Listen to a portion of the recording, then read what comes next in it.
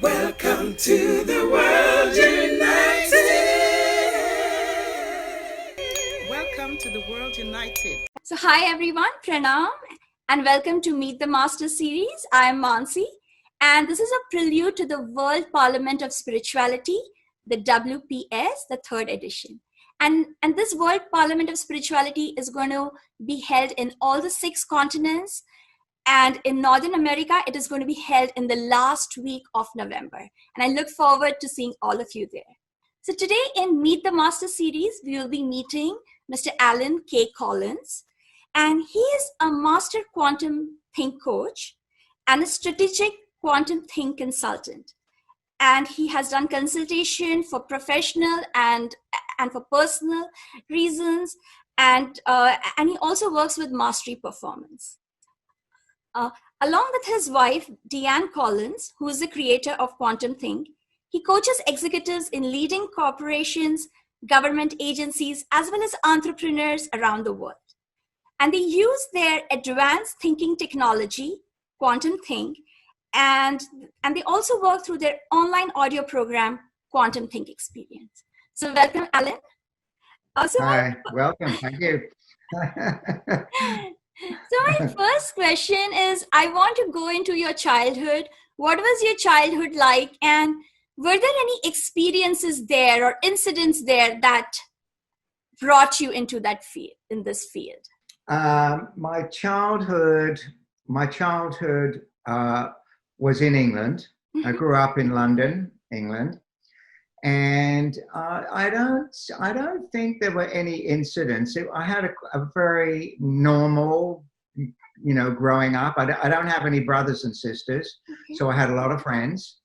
And I went to, I would say I was a normal. I don't recall anything that was particularly upsetting or catastrophic or anything. Actually, I was a normal kid growing up with my friends and doing things that young kids did in those times, running around, playing in the park, and enjoyed my family. I loved my parents. They loved me.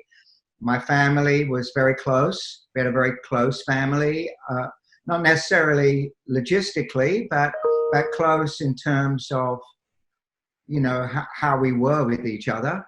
And I left England and came to the United States when I was in my mid-20s. And I grew up, actually, my first career was in the beauty business. Wow. I owned, right.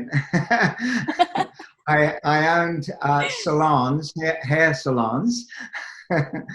That's how come I noticed your hair, Mansi. You know what? This is so amazing, and also I noticed that how you had an intuitive sense about optics, and usually I'm very keen about optics, but I try not to put the masters in a spot and make them do things.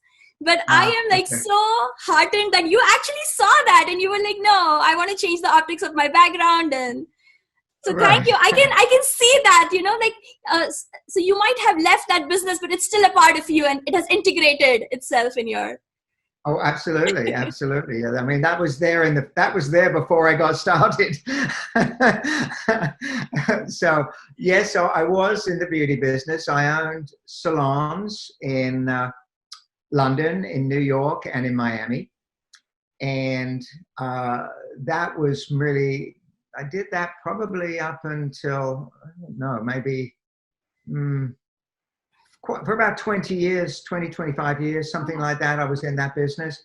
But as we're talking about it, it's very interesting because one of the gifts that I noticed I had as a hairdresser was that, and I mostly worked with women. It was occasional guys, but mostly women.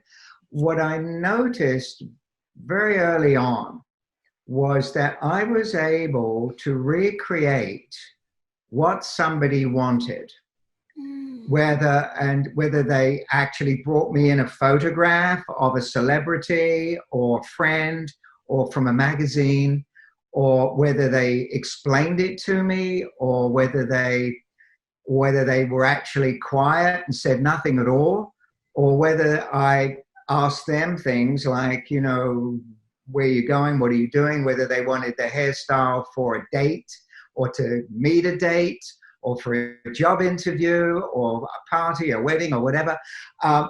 I was able to recreate exactly what they wanted that would get them what they wanted in that hairstyle.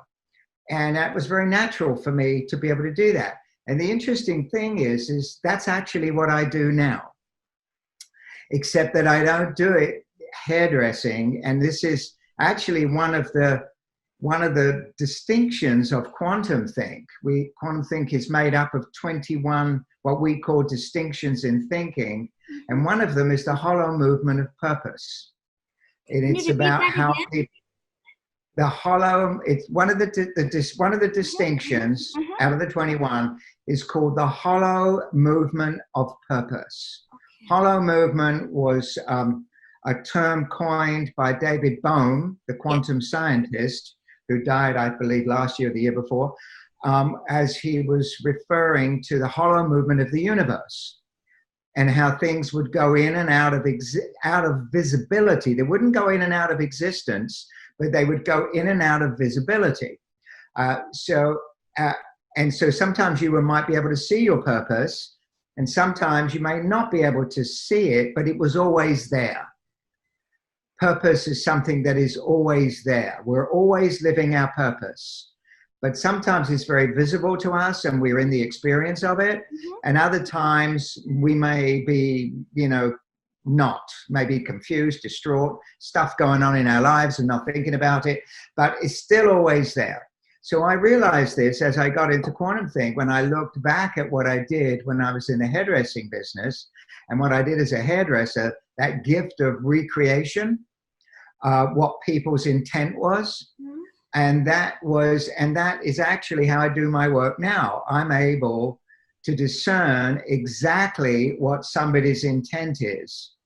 And in my work with them, I'm able to recreate it for them in such a way that they see it for themselves and are able to act on it and get the benefit of it. So that's sort of one little sort of pattern, if you like, that I've noticed has been there since I was a child and how it plays out today as part of my purpose. Alan,